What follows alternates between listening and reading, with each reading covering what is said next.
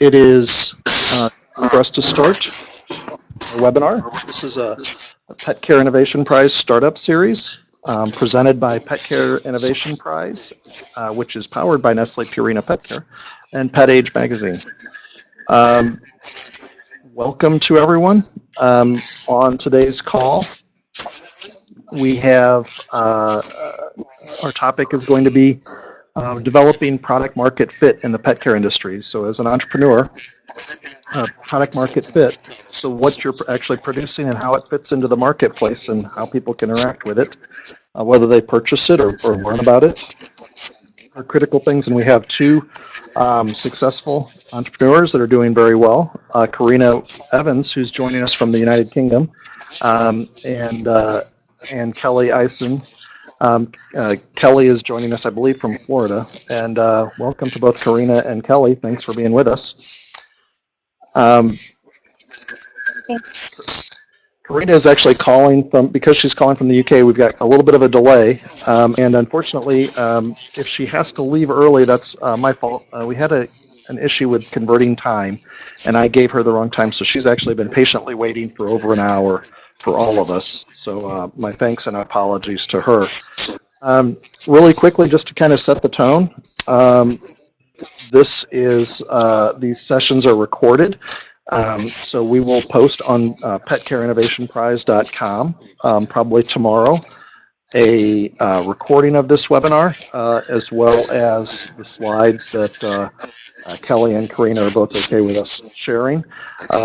The goal really is to help grow entrepreneurship and innovation in the pet care industry, and that's why the Pet Care Innovation Prize is sponsoring it. We offer a competition that we offer cash and business support to grow your pet care business. And we'll tell you a little bit more about that afterwards, but I want to give a shout out to our friends at Pet Age. Many of you probably heard about this through Pet Age, and our friends there are a great resource as you try and learn to grow your business. So because you've been waiting so patiently, Carina, I want to get right into this. I got the privilege of meeting you via Skype. And it was a great experience. You have a wonderful story about how you originally what you were doing before, how you encountered this business opportunity, how you've grown it, and how you're really scaling it. I'm really thinking globally. So I'm going to let you go ahead and take it, Carina, and I'm going to mute myself. There seems to be a little bit of background noise, so I'm going to mute myself and let you go ahead. But Carina is going to give us kind of the Dog Rocks and Podium Pet Products 101, how they've gotten to where they are and what they're doing and how she's grown as an entrepreneur along the way. Take it away, Carina.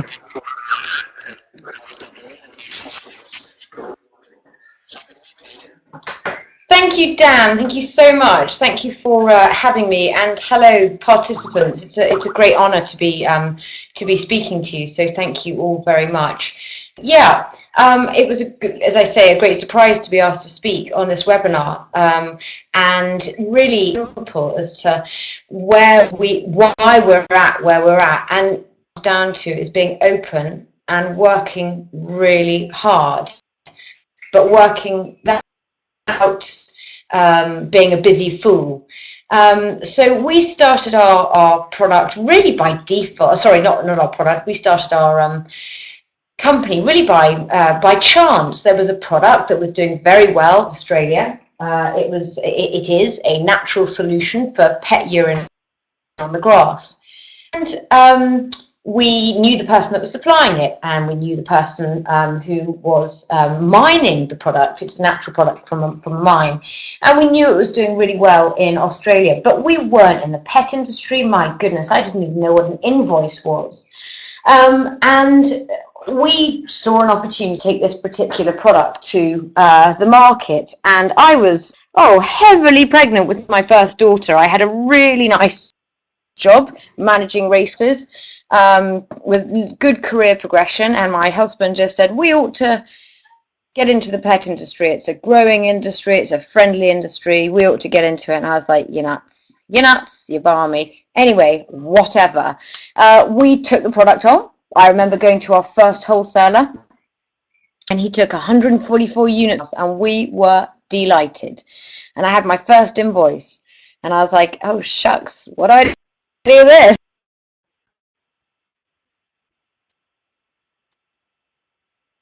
Sales, to be honest, even which is like 8-10 years ago, I can't quite remember. And then we progressed to having a couple of more files, and instead of having a desk underneath a stairwell, we had a purpose-built, we moved out into our garage, and then we moved into a purpose-built office block on our land, on our farm. And, you know, having been an animal lover and a farmer for, well, generations really, but having been an animal person, I really enjoyed the market I was in. And it was in 2012 that we decided to broach the American market. I'm from the UK, and the product had done really, really well in the UK and European market. So we met a ton of people from the US market when we'd visit trade fairs and things, and they were like, this is a great idea, you ought to bring it to the States. So we did. I think the total initial investment was $5,000. And we started off by selling online. And as we generated sales, we plowed the profits back into marketing, basically. And then as we generated more sales, we plowed the profits back into different types of marketing. So marketing to the trade, supporting independent, much the focus of what we do. So we were able to market both to the consumer and demand from the consumer to the retailer to the distributor, but also we were able to dovetail that and support the independent retailer so that they were well educated about our products. And then because we were visiting multiple buyers and good buyers, you know, the buyers were saying, come on, Carina, what else have you got? What else have you got? And they knew we wouldn't make inward. They knew that if orders went nuts, we would fly stock over. We'd bend over backwards to do all we can to make sure that they weren't let down. And we now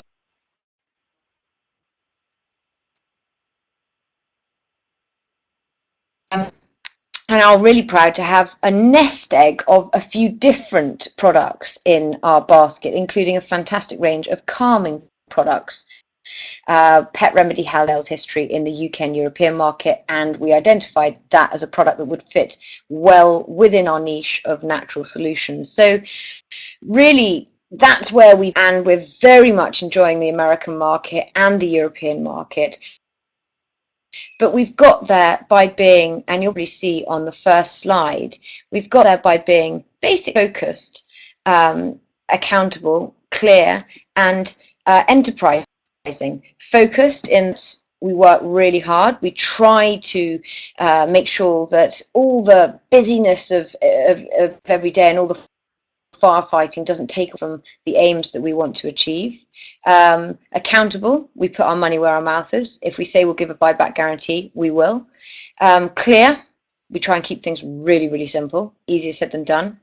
And enterprising, if there's an opportunity and we weigh up the pros and cons of that opportunity, and it looks like that we want to get our teeth stuck into, hey, what have we got to lose? The worst that can happen is that we go bust and we all go and work in a pub or get a job back on the farm. It's not the end. I've been there and I can quite easily go back there.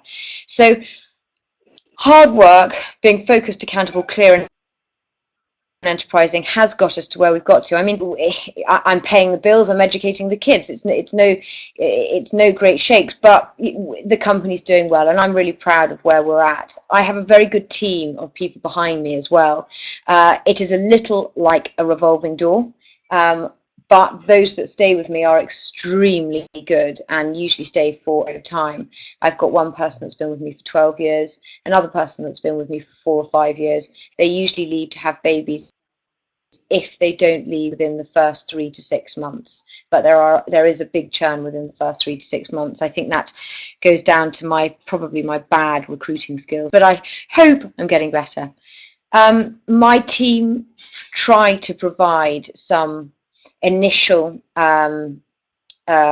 have that relate to what I've spoken about, being focused, accountable, clear, and enterprising. We offer excellent customer care with frictionless delivery. So we try and keep things very, very simple, very, very clear, and the customer comes first, no matter how crazy they are. We want to do more business with our existing partners. So we want to consolidate where we're at and what we've got, and we want to make sure that we're bringing more products to the table. We want to do more business. We want to reach further into, we want to more than scratch the surface of the markets that we're in. But we also want to bring new products to and gain new business, and we want to open up new territories. And I try to empower my team to make them engaged, which then leads, or should lead to, what I would call an amazed, engaged, and loyal returning customer. And to keep the whole thing on the road is sales. Without sales, I can't pay the wages. Without sales, I have nothing. So I have a very strong focus on sales. We have calling plans. I outsource some of my well, and I'm really proud of the people that I have got on board and the salespeople that help me with that. It's about sales, but it's also about account managing and sorting out other people's problems as well. And so, I mean, that's it really. We've got quite an ambitious objective to grow by five times by the end of 2018. Doing all the things that I've mentioned before, so new business, opening up new territories, and with new products. And we set us interim goals, so we know how many people we want on our team in particular years. We've upsized and we've grown out of 2 offices, moved into a 3rd office. So we've got pretty clear goals, but I would say that we remain agile pretty much all the time. So if there's a curveball, we can react to that. If things happen that we hadn't planned, or if business goes nuts or the business goes the other way, I do try and remain agile so that I can react to situations as they arise. And really, I treat my business as I did my sporting career. I keep and fit and ready state as I possibly can.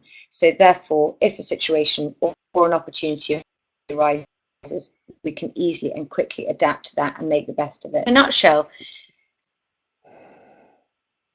Wonderful, Carina. I wanted to ask a question. When you and I talked before this, you mentioned how you kind of have grown from the initial product, Dog Rocks, and kind of growing this portfolio because you were calling on people and distributors were, you had opportunities to sell more things. How do you maintain focus around what Podium Pet products and Dog Rocks can be and not get distracted? Yeah, okay, so we aren't into food. Food is too high volume for us and too low margin. We brand build. So we take products that we love, nurture, and care about, and we build them as brands. But we do a lot of background research to make sure that they fit our profile. And our profile is really natural solutions for pet parents. So our value is that we exist to enhance the joy that pets bring us as their parents through bringing to market natural solutions. And that's quite a big brief, but it's all about staying focused and true to what we believe in. We believe in natural solutions for pets and their parents. And as much as food is very much, especially nowadays, a natural solution, we try to steer clear of food and treats. There are lots of people doing it. It's not our area of expertise, and I'm interested in the way we as parents humanize our pets. I want nice products. I want good, healthy, natural products for my pets and for my horses in the same way as I'd want them for myself as well. So we try to streamline what we're handling, and we know what we're good at and what we're not, what fields that we're not in. Okay. One of our listeners, Allison, is asking how you started this business while you were very pregnant, and you're growing and you've got operations all over. How do you balance your personal life and your business life? Allison wants to know. Do you have a strategy for that, or is that just you do the best you can and wake up every day and start over again? Oh, Allison.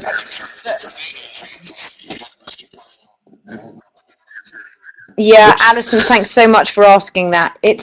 Well, you'll know. I mean, it is really tough. I think I've cried. Hear me, okay? You have kind of a poor Alison, Wi-Fi connection. Dan, sorry. You can hear me? We can hear you now. Yeah. Go ahead. Yes, we can hear you. Connection. Yeah, okay, I'll move closer to the hub. Guys, personally, I find it massively tough. I think I've cried once for work-related things when I was paying out a huge wage bill, and basically I was just being too nice and people were not being efficient. Comes home with me, I think about it, but I try to stay fit and I try to do things outside of work. So it's difficult.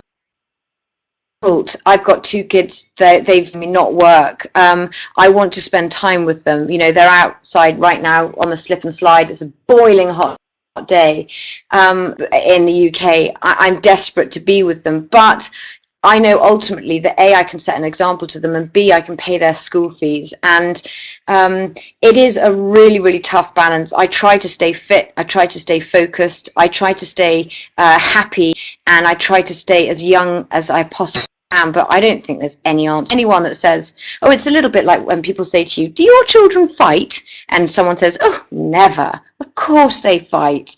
Work-life balance is virtually impossible to ever get right. I defy anyone that says they can. And we've all just got to cope in our own ways. I ride horses a lot. I get up early. I do a lot of sport. I'm outside a hell of a lot, or as much as I can be. And I try as hard as I can my work-life balance, keeping me fit and healthy. But my God, it's hard. And sometimes, you know what it's like. You get so exhausted, you simply can't see the wood from the trees. And then it becomes really difficult to make decisions. But keep your gut, keep your gut instinct in the forefront of your mind, and go. It's your business, you know. Go with what you think and what you know. You've grown up with it. You've nurtured it. It's your baby. Stick with your gut instinct and try and be confident. Sometimes you've got to put on a bit of an act, and you know, especially when you're a leader of the pack. You've got to have the you know, you've got to remain cheery, but my God, it's difficult, and I defy anyone to say it's not. Well, Christina is asking a question. What kind of distribution model do you use? You could talk, you know, you talk a little bit about doing e-commerce, So, talk about working with distributors, talk a little bit about how many models you use. yeah, for sure. So we bring naturals to the market. The US and Canadian one is the biggest one for us, and so even now our products are relatively new to the market.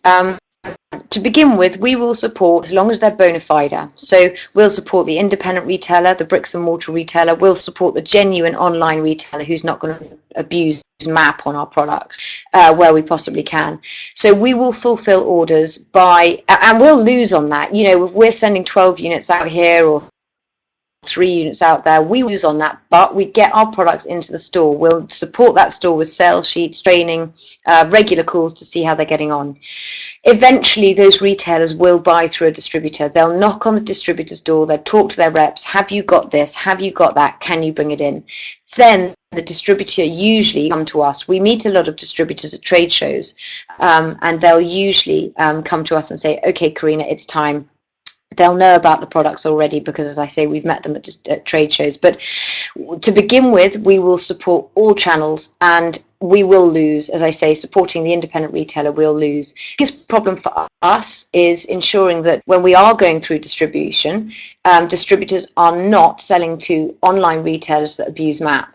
I've got one going on right now. I know who supplies our Amazon. I know who supplies Amazon, and on one of our products is being violated. The intellectual property rights are being brought into serious disrepute. We will simply block. We will ask them, that distributor, to block Amazon sales, and if they don't, we won't buy, period. I have to sleep at night. And, you know, gosh, I think it was Shakespeare that said, life's a game and we're all players on the stage.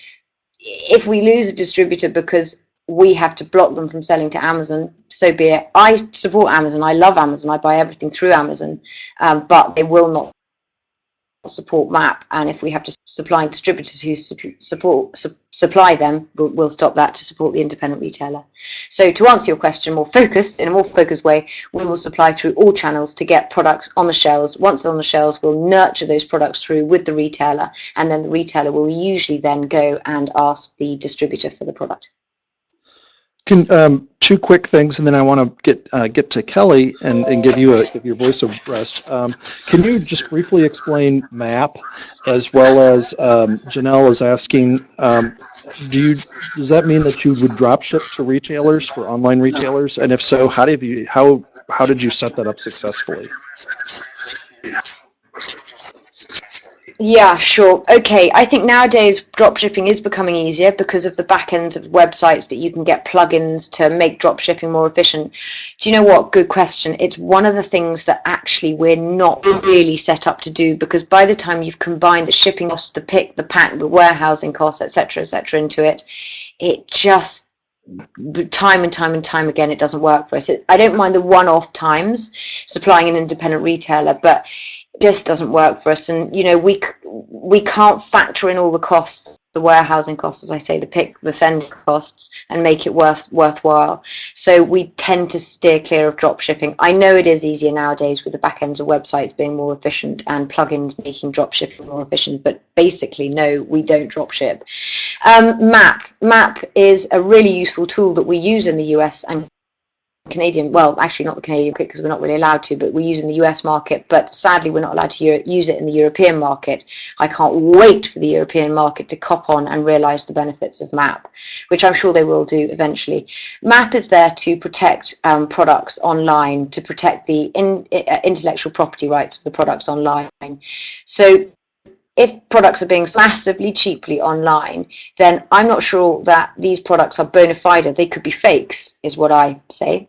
So as long as MAP is being adhered to, minimum pricing is being adhered to, I believe those products that we're supplying to the market are bona fide, genuine products and not fakes. So we have a MAP. We used a MAP policy. We altered a very, very good one that I found from another distributor, or I was given from another distributor, and out to our distributors, and we will remind them gently at first about our MAP policy that they must enforce. Then we'll become a little heavier if we find that they're supplying retailers that don't enforce MAP, and then we'll remind them probably 2 or 3 times, just gently, increasingly heavily. And if they continue to supply retailers that violate our MAP policy, we have no option to stop supplying them. So MAP it's a net, and it really depends on how strict you want to enforce it as to how strictly it is enforced. You've got 2 extremes, very gentle reminders to stopping supplying them, but MAP is there. It's a net, and it's a very, very useful tool that the US are so prudent and so efficient to have in place. Awesome, thanks. I'm going to give you a break. That's been wonderful. We're going to give people an opportunity. You've graciously said that you'll stick around for as long as you can, knowing that you've already been on this call for well over an hour and a half compared to everybody else. So if you have questions for Carina, please type them in the text box, and if she's still available to stick with us, I'm sure she'll do her best to answer them. But I want to move on to Kelly now. Kelly's got a little bit different story. Kelly's based in the U.S. in Florida. And actually, Carina, I'm going to mute your microphone just for a minute, okay? There we go. So we had some background noise there. So Kelly is with Einstein Pets. Kelly has a background working in retail and with retail data. So she understands a lot about what the people that an entrepreneur are calling on, the information they're seeing and how they make decisions and everything. Kelly is going to walk through with us how they took that. She took that background, and she co-founded Einstein Pets, and how they're growing and what they're doing to get their product market fit. Kelly? Well, thank you so much, Dan. Can everybody hear me? Yes.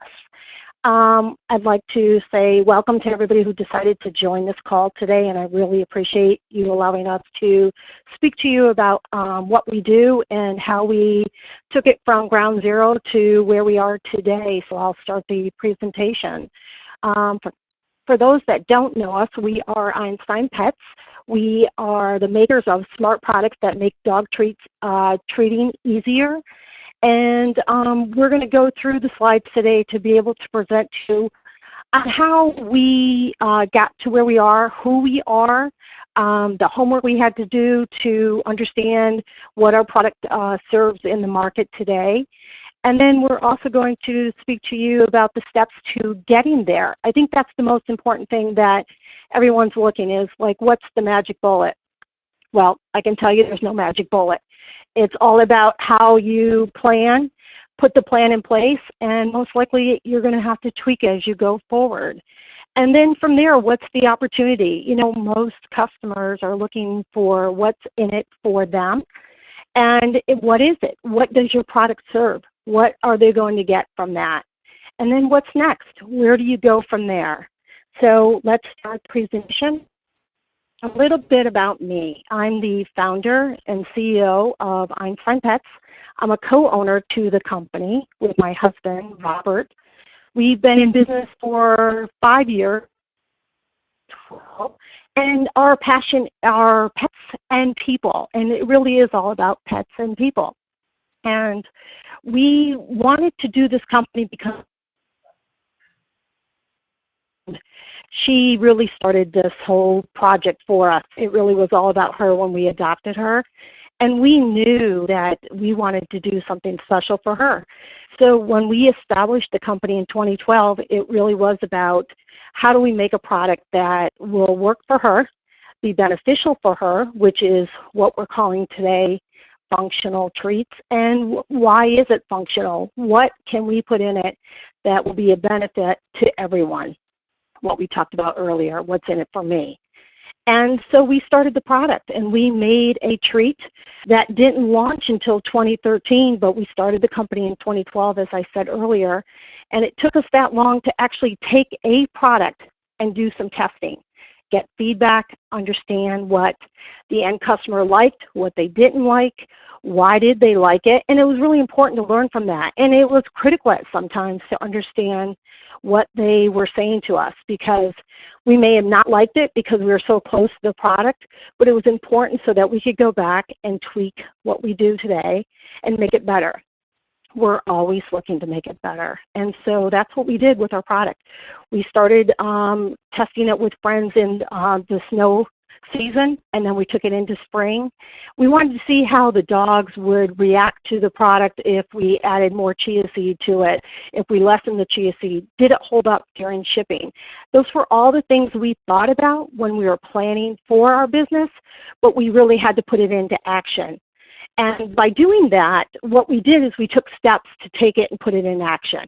And what we did is we actually decided, okay, our product is a product, but in all reality, to make it fit in the market, does it fit? You can't shove something into a market. You have to see if it works. And so what we did is we did the steps to see if it would work. We created a plan. We said, what's our opportunity? And from there, we said, okay, does it fit? And then that's the testing we did. So by creating a plan, and I'm going to show you that in the next couple of slides, that plan becomes your product. That's how you're going to actually decide how you're going to move your product through the market. And that's exactly what we did. But I do have to tell you that we actually did some brainstorming, and we worked with people outside the market to understand that, okay, we have a product. We want to make sure it works for everybody. And by doing so, does it work for you? What feedback do you have to offer? We're looking at doing it in these channels. Does it work for that? And we took that feedback again. It was like a focus group. And we took that feedback and put it into our plan. So we created a plan and defined a path. And that path was very simple. It was just giving bullet points to what our product does. How do we define that product? Does it fit in this market?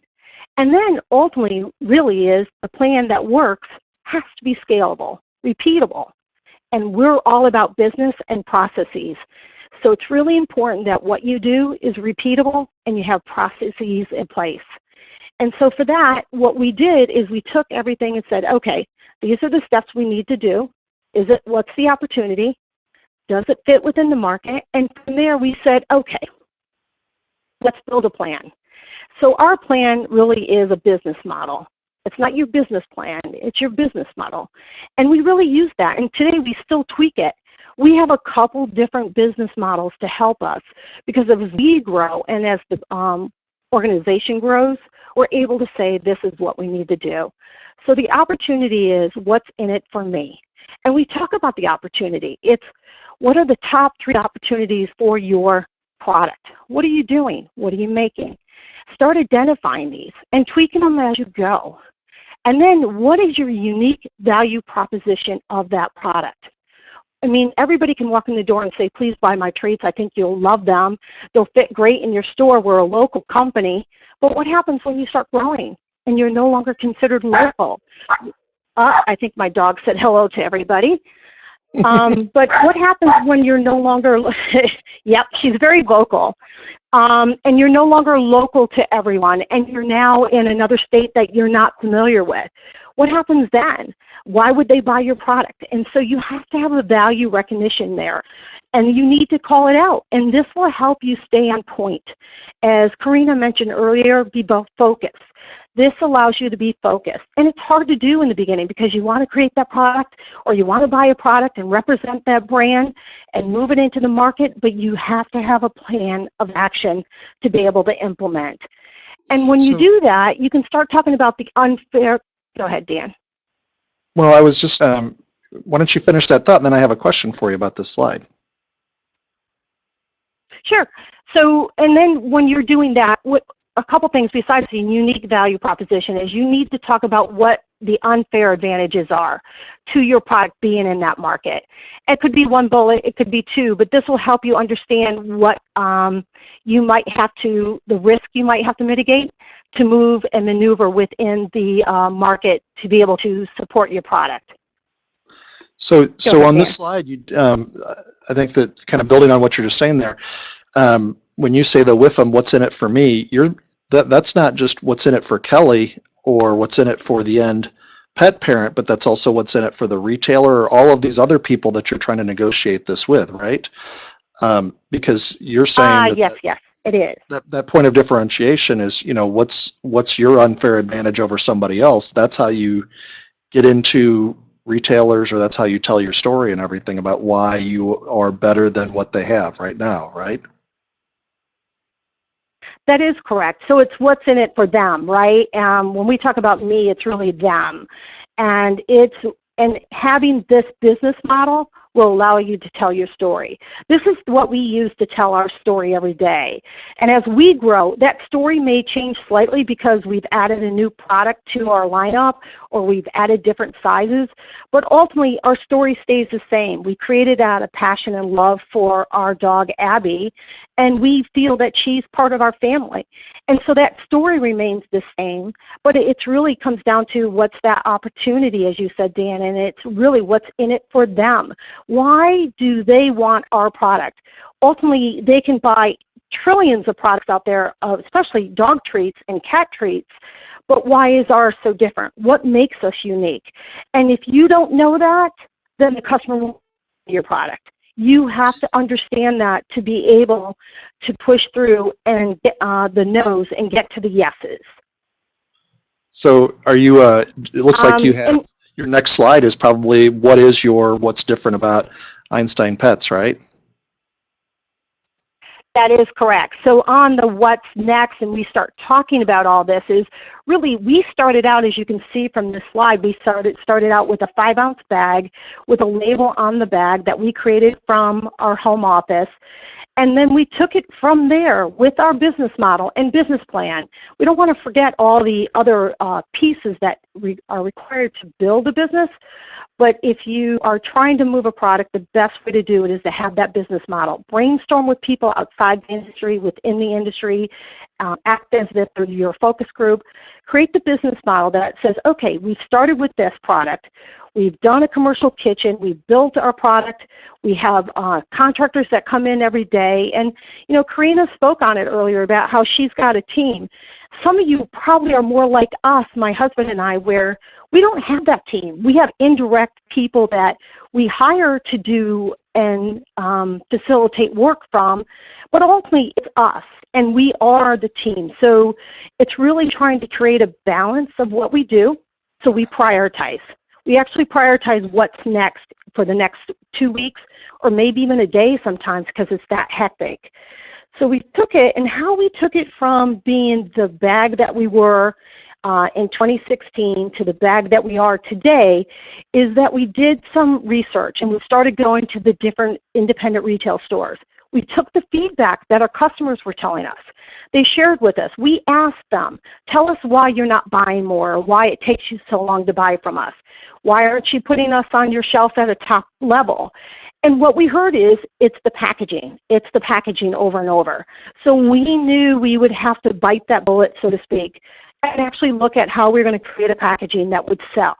One of the other things they told us was that they are not always in the store. We may have sold the product to them, the store owner, but then they have people that work in the store. So they had to take it from that to actually selling it by themselves.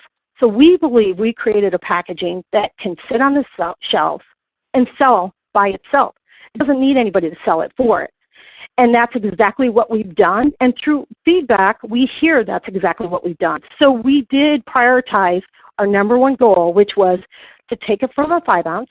We are now a printed bag company. It's an 8-ounce bag now. And we're launching with other things behind this in the next 6 months, but this is our focus. And so by doing this, we actually tackled the biggest risk, was how do we take it from a company that could be selling in a store?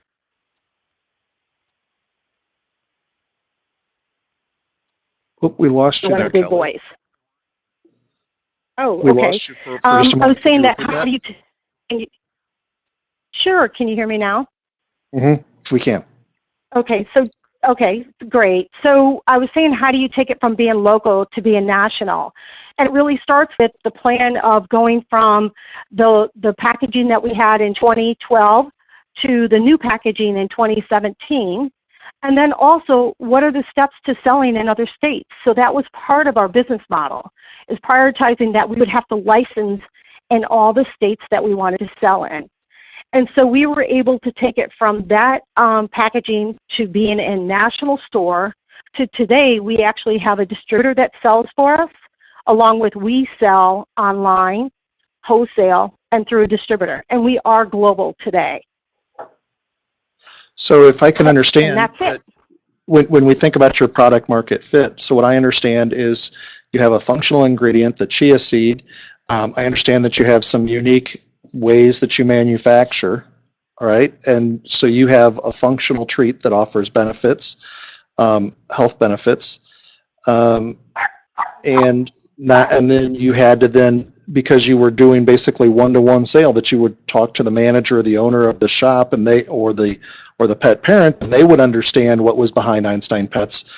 Then you had to be, because you were now in places where you didn't have a one-to-one relationship, you had to put a lot of that messaging on the packaging, correct? That's correct. And it also didn't involve just one question and one answer.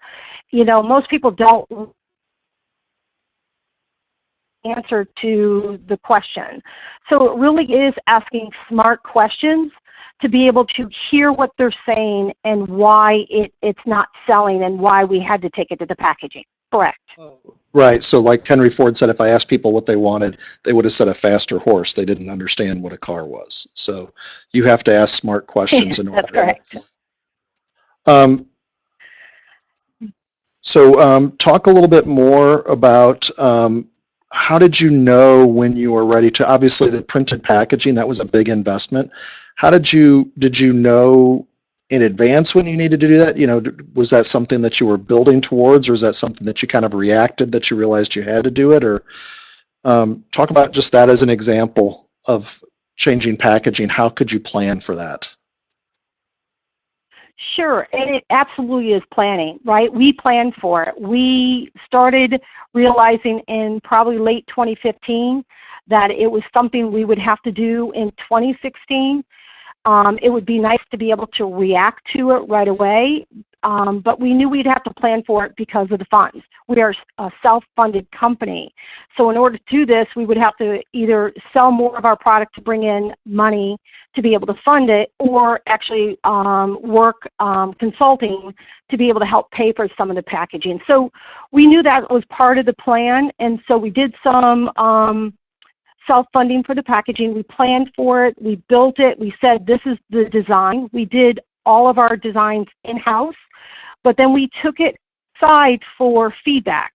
So that took us about 6 months, and then we did tweaking from that packaging to finding a printer that was digital, because part of what we had heard from others was that you're going to tweak your packaging. You're going to come back from one state's going to tell you that they can't license you because you're missing this, or that you're too bold on your statement, or we don't support that statement of what you thought was supported, but you're going to have to tweak it. So we went to a digital company knowing that we could do low minimums. It would cost us more, but it would allow us to go back to the drawing board, tweak it again, and we probably tweaked it about 5 to 6 times before we feel we have the packaging we have today.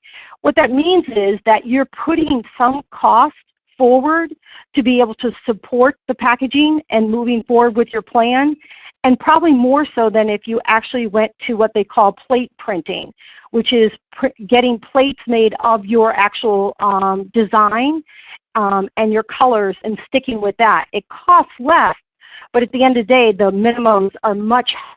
So we're still doing digital today, just because we're not in all the states, and we know that we probably will have some states come back requesting that we change some of the verbiage.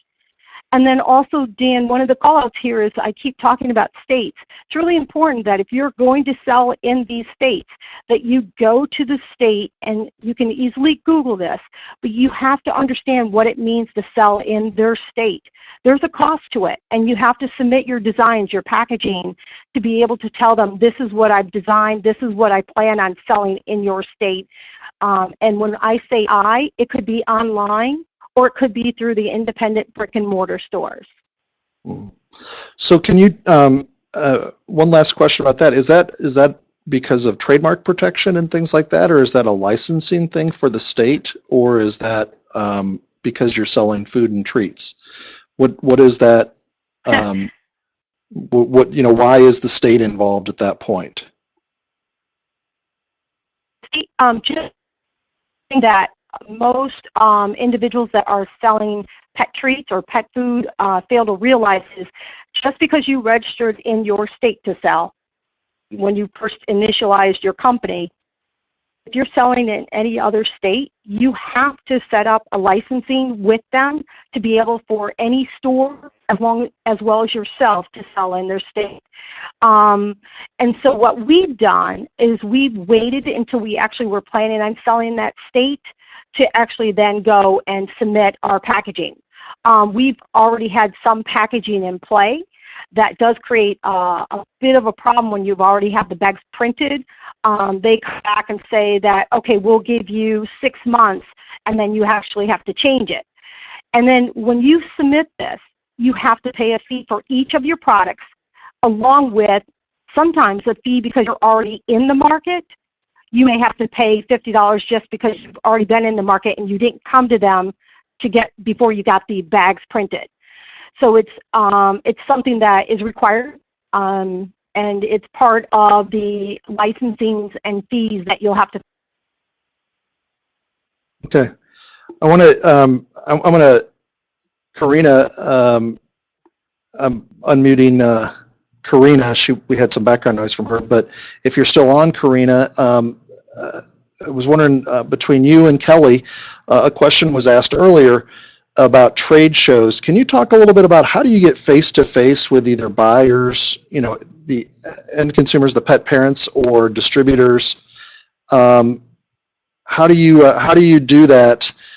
Is that through trade shows? How are you getting face-to-face with people? And Kelly, would you start with that? Sure. So trade shows. there comes a point that you realize that you need to go to a trade show to pick up your business. And that you'll know when that point is.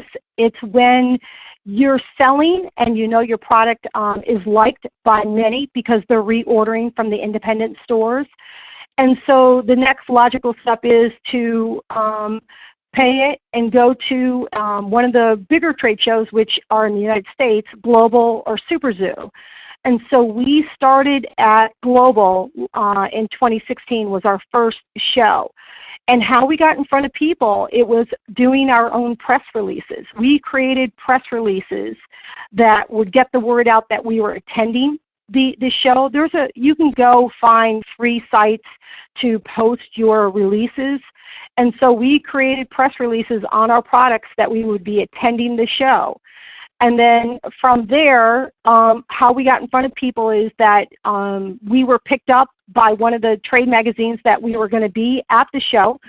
So it allowed for more attendees to come to our booth. And one of the key things that I will say on this call that's really important, a lot of people do the scanning of the barcodes and then a customer, or they take notes and they plan on following up. My firm belief, don't seal the deal there or get the sale there, that they will walk away and buy it from someone else at the next booth down. So it's really important to either get the sale there if you can and you're not too busy, but to make sure that you lock it in so that all you have to do is get the ship to address. Everything else you have. So that means you go to the trade show with everything in hand, a credit card form, information form so you can get the customer's name if you don't already know them. And then one of the things you do prior to the show, let your customers know that you already have, that you'll be there. If they're in the state that you're in, for example, if you live in Las Vegas and they're going to be know you're going to be there and the booth that you'll be at, so they can come and see you and maybe place an order because you're going to have show specials. And so that's how you get in front of people, is to find ways to present yourself that doesn't cost you money at the time so that people can hear about you and your product. Kelly, can you talk a little bit about, obviously when you have an ingredient, so you're using chia seed, but there are other people trying to use chia seed. So how do you differentiate to make sure that people understand what's different about Einstein Pets versus everybody else? Is that important, or do you really want to kind of ride with the, roll with everybody else and let, and not try and differentiate? It's really important. There are so many companies out there. We know that there's so much space in this market. And that's why the homework that you do up front really plays a part in this. Why are we different? You may find that when you come to market, that what you thought made you different is so similar to everybody else. So then it comes down to, if everybody else is making a functional tree and everybody else is starting to add chia seed to their product, because they weren't when we came to market. It was so unique, we had the benefits of it. So that too can be a challenge because everybody was pushing back on why it really was a benefit. But today people are using seeds, flaxseed, chia seed to put in their product. They're looking for that next superfood or what's on trend. But it's important to say who Einstein Pets is, what our story, telling our story, but keeping it to a minimum so that people can hear it, understand it, and make a note. Because ultimately, it's not only the treat that's going to sell you, it's your packaging. And if that packaging is off and you're not selling stuff, you might want to look at the packaging and why people are not coming to your table. Because you can reach out to them, because a lot of them will stand afar, but if you're not getting them to come to your booth, you really need to understand why they're not doing that, and actually maybe go back to the drawing board and start fresh again. But that's what we've done a couple times. We actually rebranded ourselves in 2017 to really stand out, to really say who we are, and it's a nod to our dog. Our Westie is smart, and we believe she's really smart, and so it's a nod to her as to why we're Einstein Pets. Wonderful. We want to wrap us up here. Thank you very much. Carina, I know you're still on the line and you're just listening in. thank you very much to both Carina and Kelly. You guys are doing a phenomenal job, a great inspiration to all of us, and we wish you the best of luck. For everybody else that's listening, the pet industry, it's growing. We did a webinar with John Gibbons, who presented some great research on how much the pet industry has grown over time. But the kind of smartness and discipline that Kelly and Carina both talked about today are critical in it, because there's a lot of other things out there, and some of them won't succeed, and you want to be one of the ones that succeeds. In light of that, this has been presented by Pet Care Innovation Prize. My name is Dan Roos. I'm with the Pet Care Innovation Prize.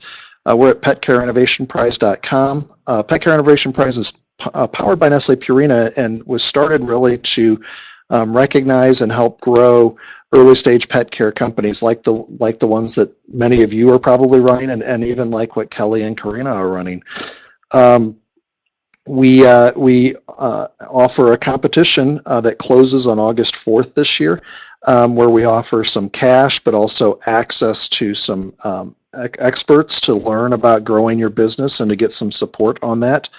And the competition is a great opportunity for that. Next week, we're actually going to be back with another webinar with one of our mentors from that, Jim Vonderheit, who's going to talk about how you build a strategy and how you grow, and the fact that it's very difficult to be, you probably don't have a unique idea, but you can have a great execution of an idea that other people are thinking of.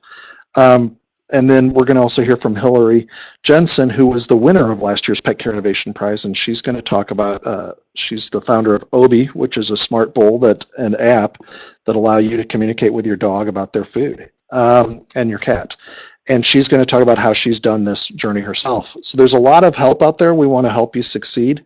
But ultimately, you have to find other people to use as role models. And Carina and Kelly, you've been great role models and really demonstrating how to step up and succeed in this business. And I thank you for that today. We're going to go ahead and wrap this up. Everybody's been on the call for a while. The recording of this and the slides of everybody's presentations will be available at petcareinnovationprize.com. Kelly and Carina, thank you so much. Thank you.